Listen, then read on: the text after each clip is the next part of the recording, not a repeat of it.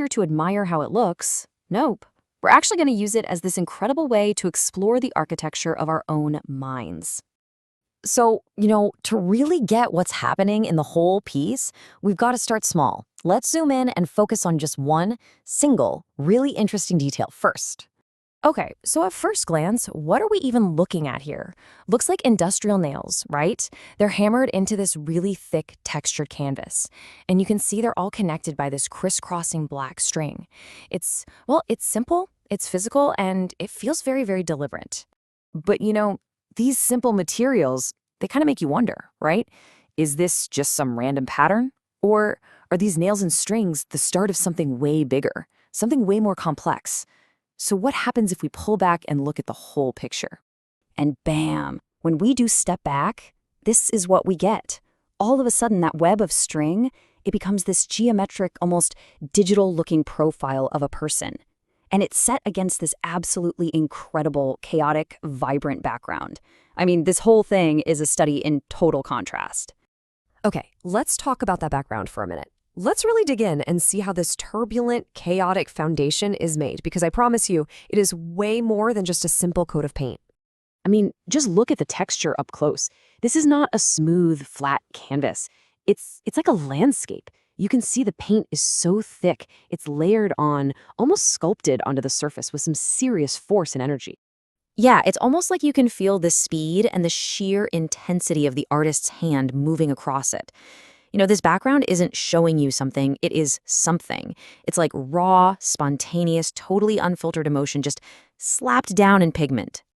And the colors, just look at them. It's a total clash, isn't it? You've got these fiery reds and yellows just battling for space against these deep, cool blues and greens. It's not peaceful at all. It feels like this torrent of different, even conflicting thoughts and emotions, all firing off at the same time.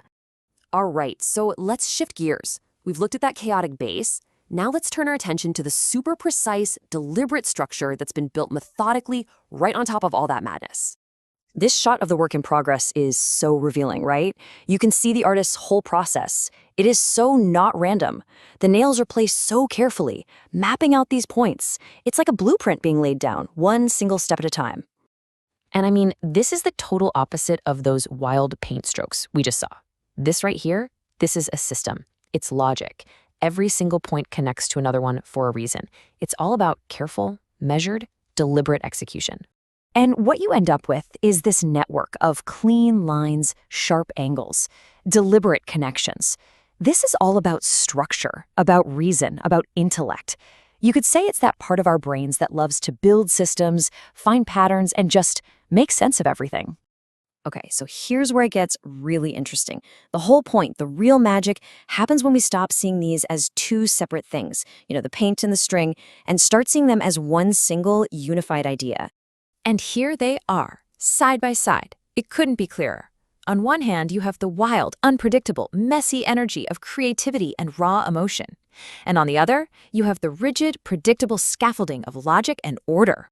And this is really what the artwork is all about. It's this beautiful, powerful metaphor for the architecture of our own minds, isn't it? It's that constant conversation. Sometimes it's easy, sometimes it's really difficult, between our chaotic, creative impulses and our structured, logical thoughts. And the thing is, you can't have one without the other. So, to wrap this whole thing up, let's look at the final touch.